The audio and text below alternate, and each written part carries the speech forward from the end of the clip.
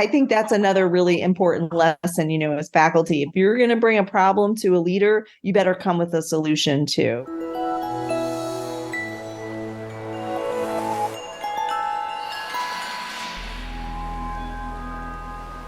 You're back at the Faculty Factory podcast, and I'm Kim Skorupski, looking at my friend and colleague and partner in crime here at Hopkins, Dr. Rachel Levine. Hi, Rachel. Hi, Kim. Thanks for having me. I'm super excited to be back. It's been a while, so I'm glad to see you and talk with you. Thank you so much, everybody. Friends, Dr. Rachel Levine is our Associate Dean for Faculty Educational Development. She's a professor here at Hopkins. She's an internist. She is an education expert. You might want to check out her episode number 71, where she spelled out education competencies. Rachel works really closely with our Institute for Excellence in Education, Dr. Joe Cofrancesco, and has been working for years on educational competencies for faculty members, teaching skills, curriculum development, scholarship around education. And this is her passion and love, and definitely a gift she has been given. So I brought her to here today because here at Hopkins, we developed a faculty career development series, brief little monthly snippets for our new faculty members. So 1 hour a month, a couple of these a month, we do from either 12 to 1 or 4 to 5. They're either via Zoom or in person.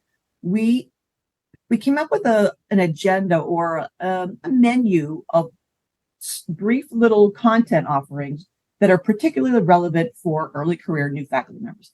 And Rachel said, hey, I got this great idea. Let's do one on organizational savvy and professional relationships. And she did, and it was wonderful. She's been asked to give it a couple times now. And I said, let's hop on the podcast because we really haven't done an episode specifically on organizational savvy. And Rachel, isn't it all politics and who wants to deal with all that stuff? So let's get into the meat of this.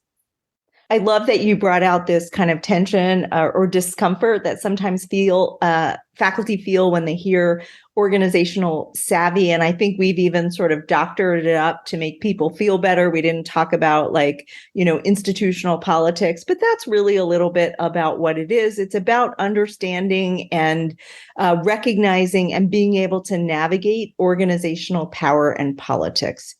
And yeah, I think a lot of people, their initial response is, ooh. We all got into medicine and academic medicine because we are often driven by a core value of service and helping others. And I think sometimes we can't reconcile those two things, like power, politics, backroom decisions with, this idea of these really noble, and I do think medicine is a noble profession of serving others and altruism. And what I hope to convey is that I think it really truly is a yes and, a both and, that I do think medicine and academic medicine is a noble profession, is driven by really important values that we all share around making the world a better place by the care of others, whether it's through discovery with research or clinical care or education. But I think if we don't recognize that it is also a complex hierarchical organization and institution that is driven by many external, or at least influenced by many external forces and pressures, and that truly understanding kind of power and influence in politics is really important, just quite frankly, for getting things done. And I think faculty who sort of are put off by that and want to see the world as it should be are missing out on how things really are. And this potentially could lead to ineffectiveness, lack of ability to move their professional goals forward, and even maybe frustration and dissatisfaction, especially when they don't understand how the institution works and why things might, not turn out the way that they had hoped them to. So I think, you're so right, Rachel. That is definitely a tension that I feel personally. And you hit the nail on the head to me. It's the ideal versus the real. And this idea that when you and I talk and mentor and coach and sponsor faculty all the time, this feeling, and that you and I have even had, like, well, I'm doing a good job. I mean, I'm working as hard as I can.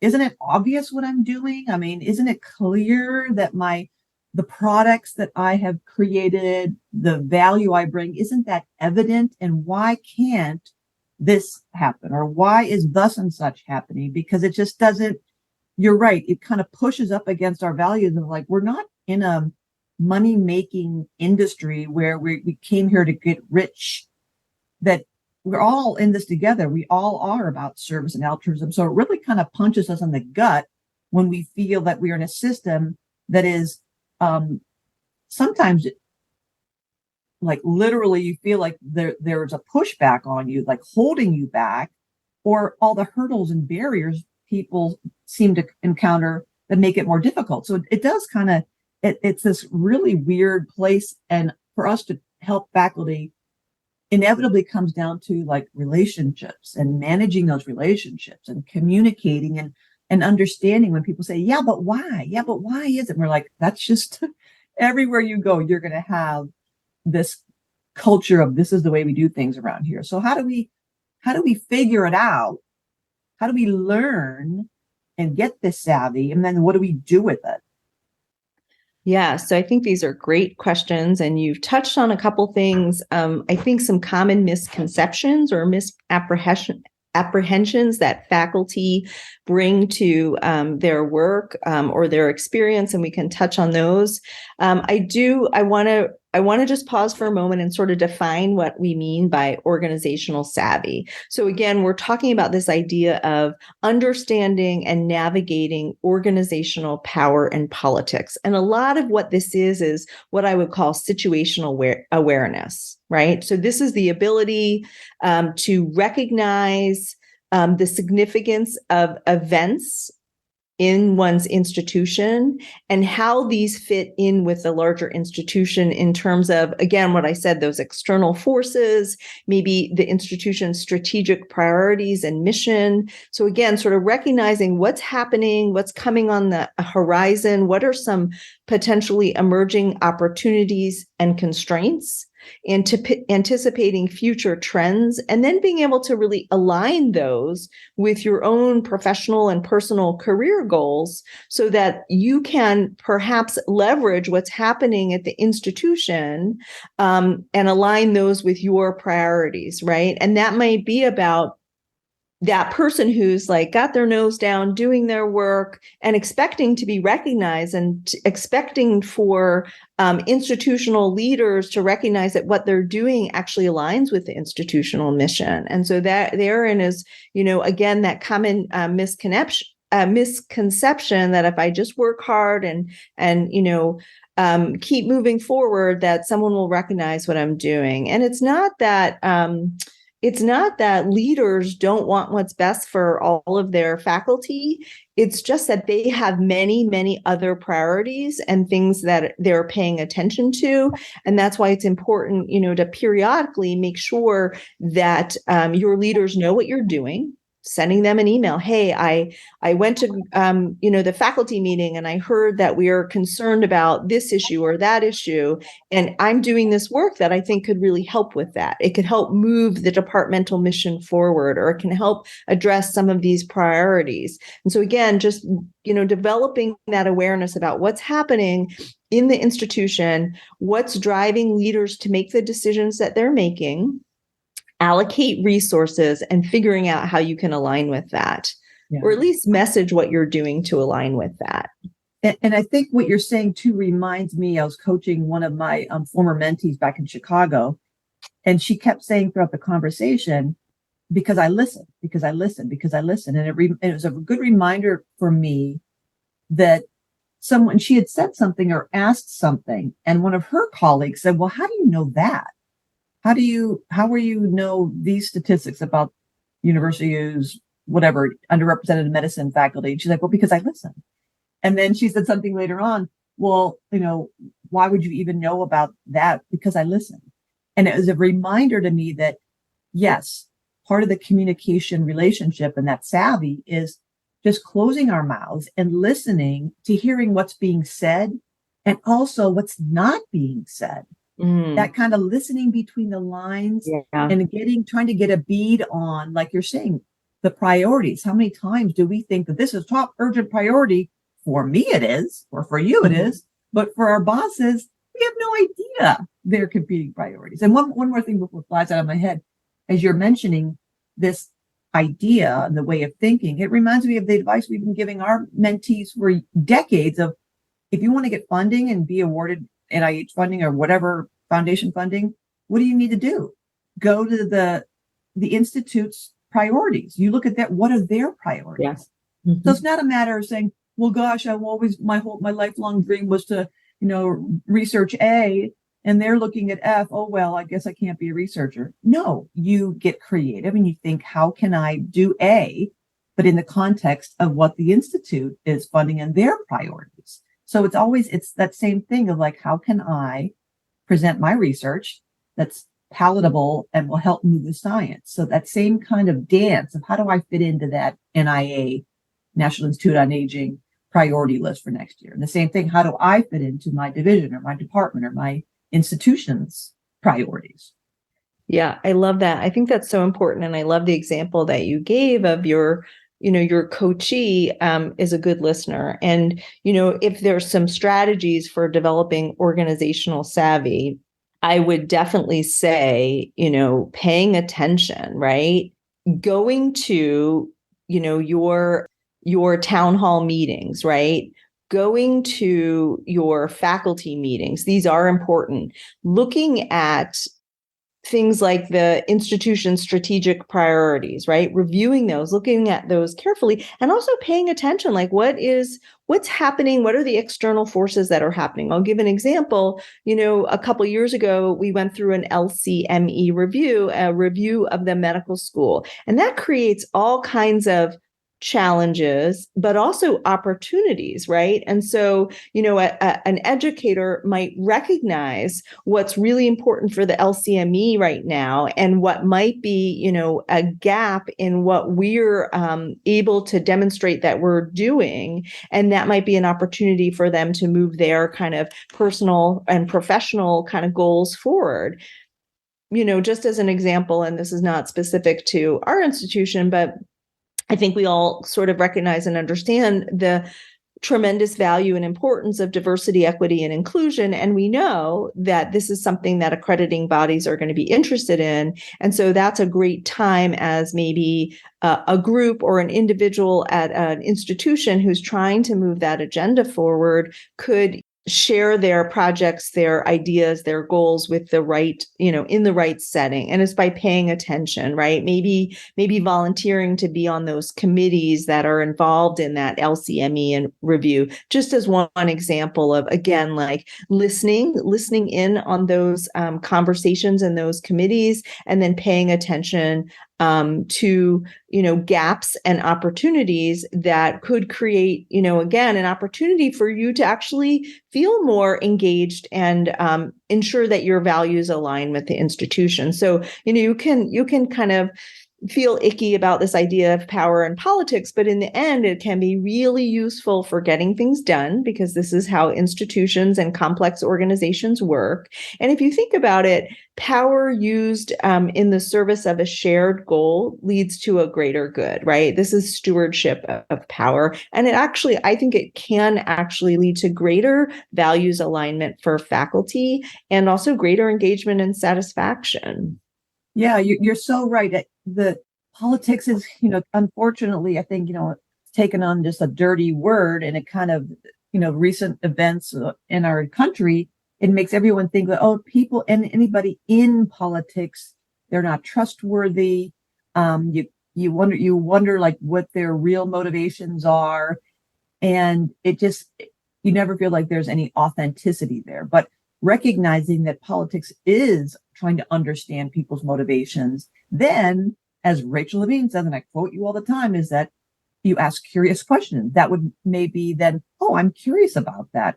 I'm curious that my department director talks about this at the faculty meeting all the time. Or I'm curious why at the town hall meeting, they don't mention that. Or I'm curious why she feels that for her lab needs that, but she doesn't recognize that we need that. So that rather than being so quick to judge and to be emotional, like, why aren't they seeing that what I want to do is important? Being curious about, well, why wouldn't they be interested in that? And let me expand my lens and be a scientist, put on that doctor curious hat of, this is an interesting case presented to me. What's going on here? So that, I think it is, if we change our perception of it from being something yucky, gross, things that are not noble, rather, make it, this is a puzzle. I'm going to figure out, I'm curious about the politics and what is motivating people and what is motivating my fill in the blank. Then it kind of makes it more interesting and maybe palatable. Yeah. Yeah. So I think this is a great place to maybe talk a little bit about like what power and influence are and how to recognize where they sit. And I think this is particularly important because I know in a few minutes we're going to talk about professional relationships, and knowing about power and influence can help faculty, again, sort of recognize how their mentors or sponsors or leaders can, what power and influence those folks have and how they can align with them to help move their agenda forward. And then also, I think a lot of faculty might say, especially junior faculty, well, I don't have any power and influence. And I think I think understanding that can help you recognize the influence and potentially the power that you might have. So let's just pause for a moment and sort of understand that, power and influence are the capacity or ability to direct the behavior of others or the course of events. And power generally is used through reward or coercive measures to make something happen, whereas influence uses persuasion over authority. And I think it's important to sort of recognize those two differences. A really simple way of thinking about power is that, there are different sources of power. And so there's positional power, and that's power that is rooted in a role or a position and is provided by some sort of outside structure. So it creates some legitimacy, right? So if my clinical director tells me that I have to add a clinic, I sort of respect that request because of their role, right? They have that sort of legitimate power or authority through that. They also have the ability to reward or use disciplinary or coercive measures. So that's one sort of type of power, that's position power. And then there's personal power, and that's power that is developed and cultivated by an individual, right? And so it could be something like expertise, right? So if I have a particular expertise or technical skill, I may be in demand for that expertise, and that can be a source of influence, right? So I can influence the direction of a grant proposal because I can inform, bring my knowledge to that. I can influence the direction of a clinical program because I might bring a really important clinical skill that others don't have. And I think that's an important thing to remember. There's also this idea that you were just sort of talking about information power. So I may be I might have social networks or professional networks because I sit on a committee, have opportunities to sit in on certain kind of meetings as an example. So where I'm able to garner or gain information that could be useful. And others might come to me because they say, oh, Rachel, I know that you're on the IE managing board committee. Tell me what they're looking for in their grants, for example. So that's influence, and then I can kind of help maybe direct that. And then the last sort of personal type of influence or power is really like goodwill or trust, right? So this idea of charisma, people, might like you and they might listen, to what you have to say. You can help direct things because you've built this respect and trust and goodwill around you kind of like your reputation. So I think it's important to understand these different sources of power, because if you're a junior faculty person and you're trying to, again, figure out how the institution works and what the structure is, recognizing those different sources of power and influence are really important. And I think a really important thing to remember is you can look at that organizational chart, and it's important to know that power and influence don't always align with the organizational chart. So we have roles in the institution where people have influence, but they don't really have a lot of power because they don't have resources. They don't maybe have a large budget. They can't hire people, as an example. So I often kind of joke about my role as the Associate Dean for Faculty Educational Development. So I have influence, right?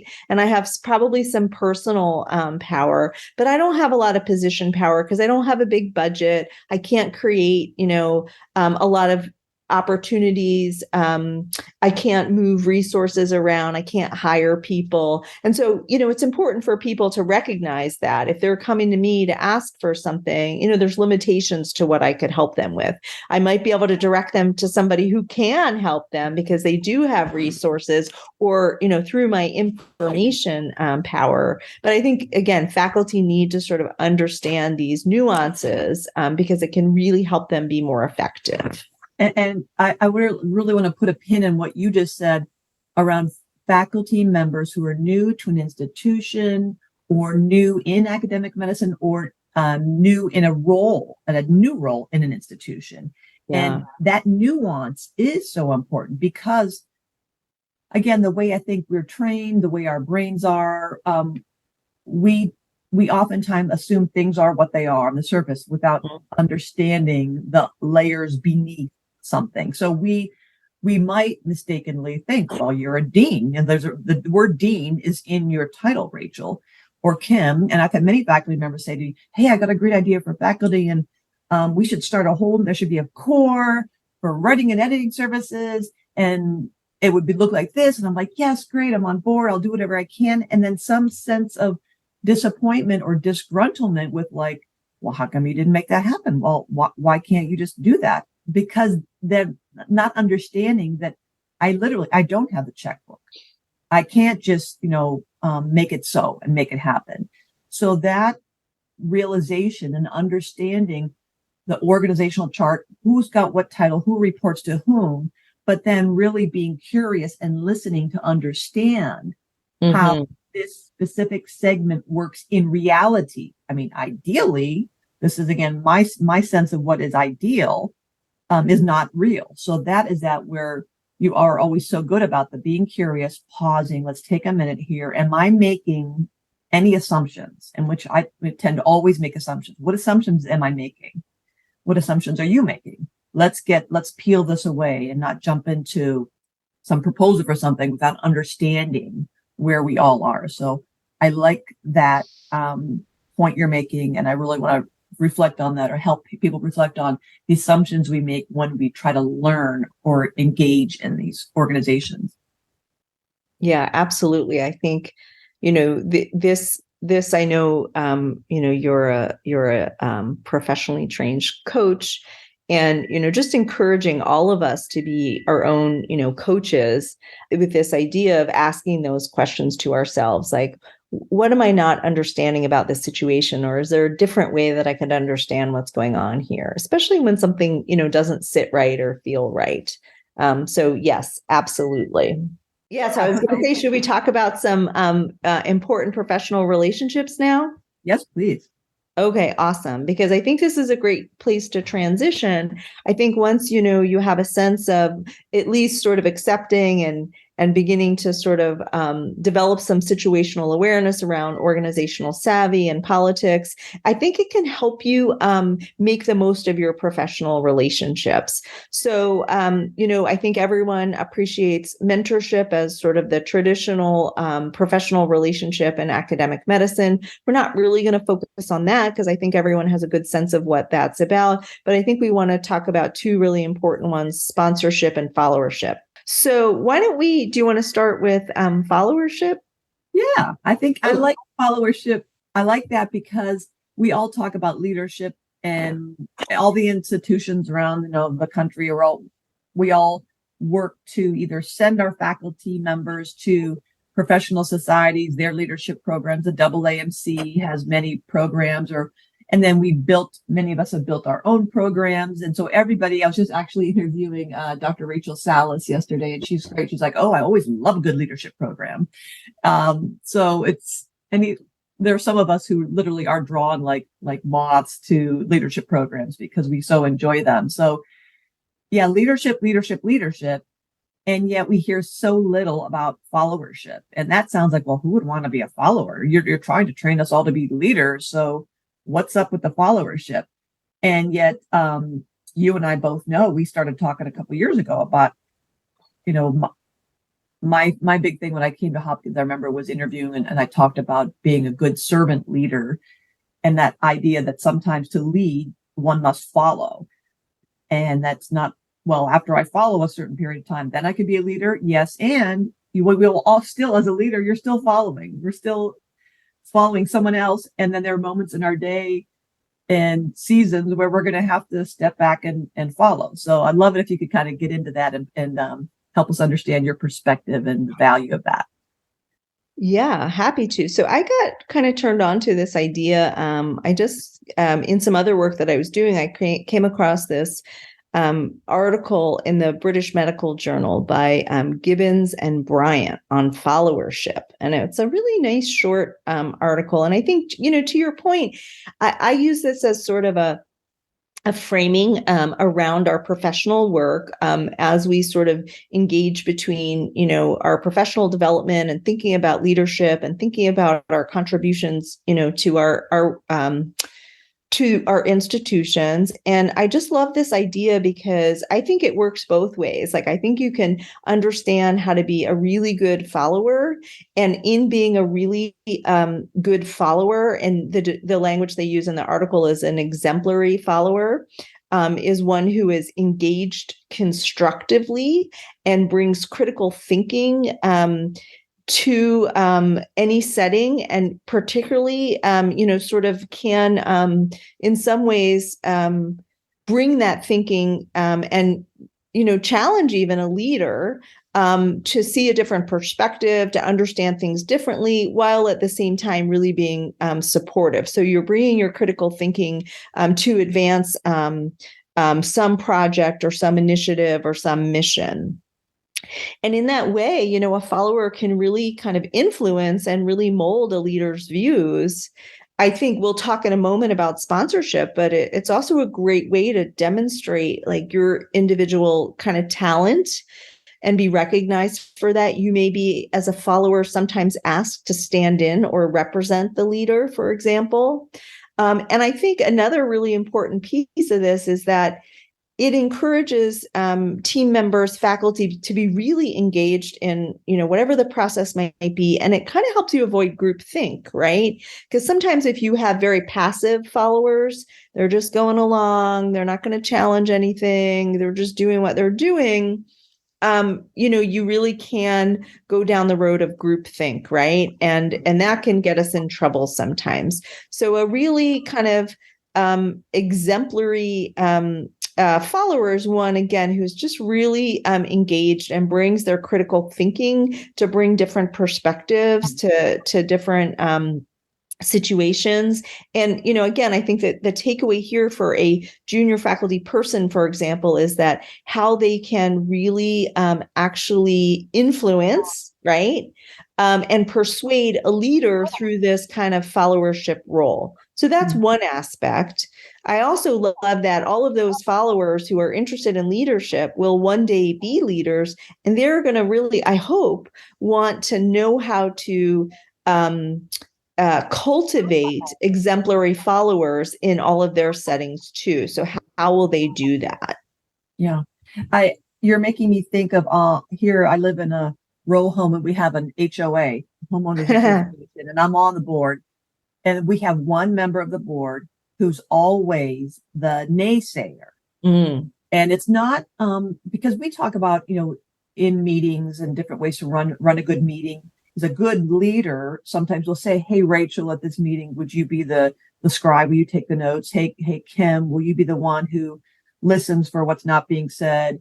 Hey, Jose, will you be the one who makes sure everybody has time to talk? Will you be the timekeeper, et cetera, et cetera? Well, this guy has not been appointed to be the naysayer, but it's clear, like, part of his personality. He's a numbers guy. He's our he's a finance guy, so he's all about detail.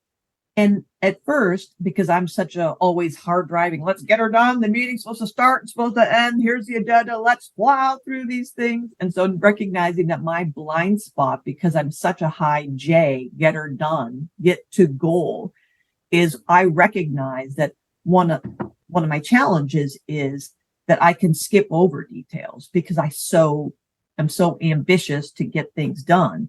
And so I recognized after 3 or 4 meetings, I'm like, Kim, stop being so harumphy. Because he'd raise his hand and I'd be like, here he goes. But then it kind of, I relate that to work and in academic medicine in our daily lives, where that's where, like, the emotional intelligence, again, what you talk about, everything is nuanced. You don't want to be that faculty member who's like, whenever you raise your hand, colleagues and leaders go, oh, here we go. The Eeyore in the group who's going to poke holes in everything we're doing, tell us how dumb we are, tell us 100 ways why this is not going to work. It can be important, as I recognize with my guy in the HOA, that I'm like, oh, this guy's, man, smart, good idea. He missed that. Oh, yeah, that charter does say this, or the budget did say that, and the contractor did say he did that. Oh, my gosh. But there's a way of smoothing that and growing into, as you're saying, leadership, where you become good at following, saying, hey, we're all in the boat, we're all rowing together. I agree, ideally, that this is our goal. We all want this to happen. And, you are always good about when we do the learning improv, yes, and versus a but you're all a bunch of idiots. You don't want to say that. You just want to say yes, and I've noticed that, or what if, it occurred to me that we really haven't considered an unanticipated outcome of, or what if the patient experience might be such that, that we're trying to improve things data wise or systems wise, but we're making it really complicated for our patients. So that kind of avoiding the group think, I think, is so important. But again, it's nuanced, that you don't want to be the hammer just banging people over the head, because that can be exhausting. So you want to find that nice, comfy place of adding value, but not being the downer where people then you're difficult to work with, right? You don't hear, am I kind of? Yeah, absolutely. And, in this article, what they would describe that is the alienated follower, right? So who is critical, does bring critical ideas, but is not really engaged, right? So just kind of throwing out these roadblocks, and is often sort of viewed as, cynical and disengaged and skeptical. And, it's important to have a little bit of skepticism, right? Because you got to recognize those unintended consequences, et cetera, but you have to remain engaged, right, to help move things forward, not just putting up roadblocks. And again, this is what they would call the exemplary follower. So you can use those same, critical thinking skills and, raising some challenges, but remaining engaged and working, to move things forward, as opposed to just, as you say, like always the one that throws up a problem without any solution ever.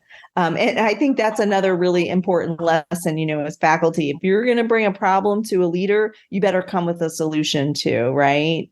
Because that may be a problem they didn't recognize before, and they may not want to know about that problem. So if you have a problem and you really want it to be solved, you should come with some ways to address that. And that can be a real opportunity. Right. And that's what I love about the idea of followership, that recognizing that you don't necessarily have to lead to transform, to be a change agent, to use that kind of terminology. You don't have to be at the front. Good leaders are oftentimes in the back and they're cheering everybody on. And so learning how to follow deftly and doing that well is an art. And we're not taught it in medical school in our doctoral training. So that sensibility comes with observing and listening and being curious and taking your time when you get into a new position or a new institution or a new whatever, to kind of feel the place out and learn and think about things. Yeah, I think that's so important. And it can be a fluid sort of concept too, right? In some aspects, you might decide you want to be, a more passive follower or conformist follower, but you really want to recognize when you can be an exemplary follower, and that can really help you kind of shine and move things forward, right? That's how you can move forward your projects, your goals, that do align with ultimately with your kind of your big why you're there. So I think that's really important to And Rachel, remember. you said another important word, fluid. And Mm, fluidity is an important, also, I want to emphasize and amplify what you said, because we know that you think, oh gosh, I finally figured it out and now it's changed because there's a new leader. Oh my gosh, there's a global pandemic, or, oh, the reimbursement system has changed, or whatever. So yes, this life is fluid. So you're never done. Just like we say in academic medicine, your career, it's not a race. You're not going to like finish it. I win. I read the whole Google. I'm done. It's a marathon without an end. So that ability to be nimble and to recalibrate and to always be curious and always learning is something that's going to be part of our job. But once you get comfortable with that discomfort, at some level, like in coaching, we're taught to be, especially me, a yacker, and I talk and talk and talk, is to be comfortable in the silence, be comfortable in a little bit of discomfort. Then you'll become more confident. Like, oh, I got this. I've seen this before. I've seen a pandemic before. We're going to be okay. I mean, that helps us grow in our careers and in our leadership journeys. Well said, Kim. Well said. All right, let's talk about sponsorship. So another really important professional relationship that, I really feel like, I did grand rounds yesterday for neurology, and I asked folks to kind of put in the chat what their understanding of sponsorship was, what some sponsorship activities were, and they were kind of nailing it. So I feel like this has really come into its own over the last several years. We first started hearing about sponsorship maybe 10 years ago or so, and this was really borrowed from the business world and adopted by folks in academic medicine who were particularly interested in how it was used in the business world, which was really about diversifying leadership. So business world recognized they had a problem. They knew the value and benefits of diverse leadership, and they wanted to be able to increase the number of women and minorities in leadership roles. And, those in academic medicine who were similarly, thinking about these disparities in leadership in academic medicine thought, well, maybe this is something that we could use in academic medicine, and what would it look like, and how could this help us move forward with addressing, gender equity and advancing faculty who are underrepresented in medicine into leadership roles. And so I think it's really important to understand what sponsorship is and how it works. And I think when we talk about this, your listeners will understand why we emphasize this idea of like recognizing where power and influence sits in the institution. So sponsorship, and this comes again from the business literature, is the active public support by someone appropriately placed in the organization who has significant power and influence on decision-making processes or structures, and who is advocating for the career advancement of an individual. And I'll just summarize this as concisely as I can. The key points are that sponsorship is focused on career advancement, and it rests on power and influence. Because what it does for a junior faculty person or any faculty person is it provides critical visibility in an institution or an organization. It provides credibility through access to professional networks and career advancing opportunities. And so I think it's important to kind of think about how this is similar or different to mentorship. And one really important thing I would say, and I really want people to take this away, is that a mentor can be a sponsor, but only if they're in a position of power and influence, specifically related to what that protege, that's what we sort of call the sponsoree, a protege, is interested in terms of advancement. So what does sponsorship look like, Rachel? Yeah, great question. So think about it like you got to sort of put together a couple kind of concepts here. So it's about career advancement. And so think about what are important milestones for career advancement in academic medicine. What are the things that get you promoted to the next rank, right? And so those are things like national recognition, national leadership, international recognition, international leadership. And so those career advancing opportunities could be things like being nominated or put up for an important leadership role at the local institutional level or at a national level, being nominated for an important award, right? Those are things that demonstrate national recognition, right? Those are things our promotions committees are interested in. Being recommended or nominated for key committee roles, again, locally, nationally. Maybe as a sponsor, you're invited to give a talk at a national or an international meeting, and you're a full professor. That's not, critically important to your advancement. And you think about who is that junior person that could do a great job, speaking at this meeting, at, whatever, at this institution, that I could recommend that person for that opportunity. Maybe nominating someone to sit on a journal editorial board. That's really seen as national leadership. Anything, again, that gives that visibility is really, really important. These can also be like what we call stretch opportunities or career advancing opportunities. So as a sponsor, I might have something that needs to get done, right? I want to advance some kind of agenda in the organization, and I might recognize there's a junior faculty that, is really talented. I've seen them, at meetings, share their ideas or talk about things that they have done that align with this mission. And I might say, oh, I would like this person to be involved in this process. I want this person on the committee. I want this person to chair the committee because I recognize that they have the skills to do it. And so that's really what sponsorship activities look like. They give an opportunity for that individual, that protege, to really shine, to demonstrate what they can do, what they've done, what their strengths and talents are. What I want to also point out is that wherever we are, anybody listening to this podcast in your career, we are both things. So we are mentors and we are mentees. We are sponsors. We are proteges. We are coaches. We are coachees. So even if you're an early career junior new faculty member, you're thinking again, like you said earlier, Rachel, I'm not a leader. Who am I? I'm just a fill in the blank.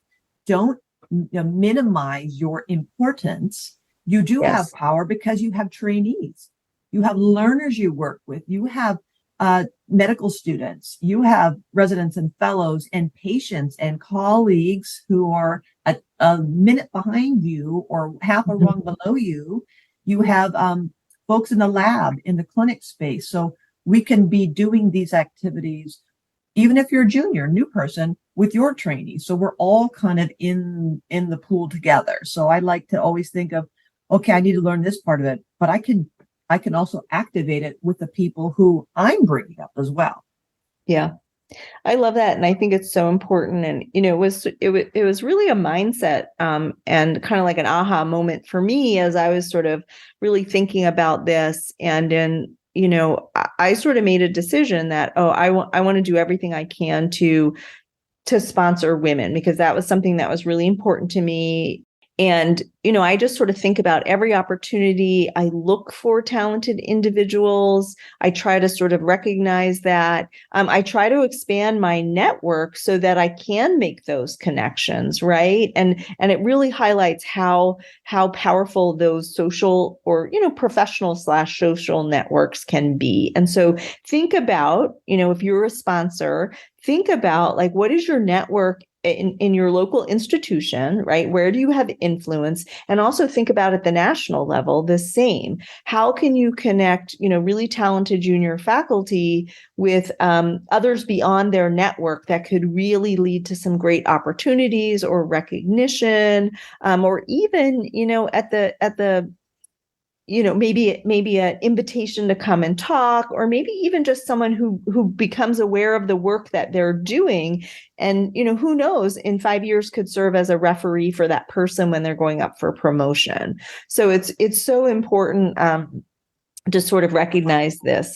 I have a colleague in the Department of Medicine who, is just an incredible person, Dr. Deidre Cruz, who I'm in, sort of awe of. And she is so strategic about this. She would keep an Excel sheet when she would go to meetings of all the people that she like connected with, talked to, and would keep information about, just an email and maybe what their interests are, so she could connect back later on. And I think it really has been helpful for her. And I know she really serves as a connector and a sponsor for others. So I just sort of love that idea. And, I know that can be hard for some individuals to feel like, oh, I'm not really good at that. So find that person, that sponsor who can be your connector and help you, make those relationships and introductions and things like that. And this is where, as a protege, you got to understand how things work, and you have to sort of know, like, okay, well, if this national role is something that I'd really like to be able to do at some point, what is the step between, like, who at my local institution is really actively engaged in that national organization?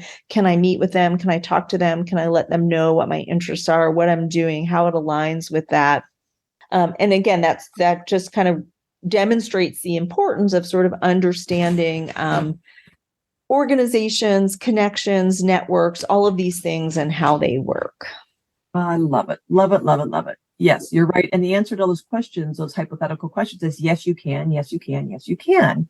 Mm-hmm. You just send an email. There's 99 out of 100 people will say, yeah, sure, I'd love to send you this or talk with you or chat with you for 5 minutes. Yeah. So put yourself out there, do it. Yeah, it's I think that is true. A lot easier than we think. And some of us are like, well, I don't know, I'm not hooked up in any professional national arena. How can I do that? I'm so junior, I'm new. Well, you came from somewhere. You did your training somewhere. You did your training at usually a different or an institution, or that's your connection. You can refer people or students or trainees back there and help build someone else up, which will give you confidence and grow you in your reputation and people looking at you and seeing that capacity in you. So, Dr. Rachel Levine, always learn a lot from you. I love working with you. Folks, now you understand why. Just great place. Hopkins, Rachel Levine, our Associate Dean for Faculty Educational Development, Professor at Hopkins. Rachel, thank you so much for being on the podcast. My pleasure. I love talking about this stuff. So that was super fun. And I hope it was helpful for your listeners. I'm sure it was. If you have someone that you'd like to nominate or sponsor to be on the podcast, come on, just shoot an email to facultyfactory.org or go to facultyfactory.org, or find Rachel Levine, rlevine3 at jimmy.edu, JHMI. Get in touch with us and sponsor someone to be on the podcast, or you can be on the podcast as well. Let's just keep growing this community. Thanks, everybody. Thanks for tuning in to Faculty Factory Podcast. The mission of the Faculty Factory is to build and support a community of leaders in faculty development who share tools, resources, wisdom, and encouragement in service to our faculty members, schools, and institutions. We encourage you to go to facultyfactory.org to find out more. Get in touch with me, ask me any questions. Maybe you want to be interviewed on the podcast. Thanks for tuning in to Faculty Factory Podcast. We'll see you next time. The Faculty Factory podcast and website is sponsored by the Johns Hopkins University School of Medicine Office of Faculty. For more information, visit facultyfactory.org.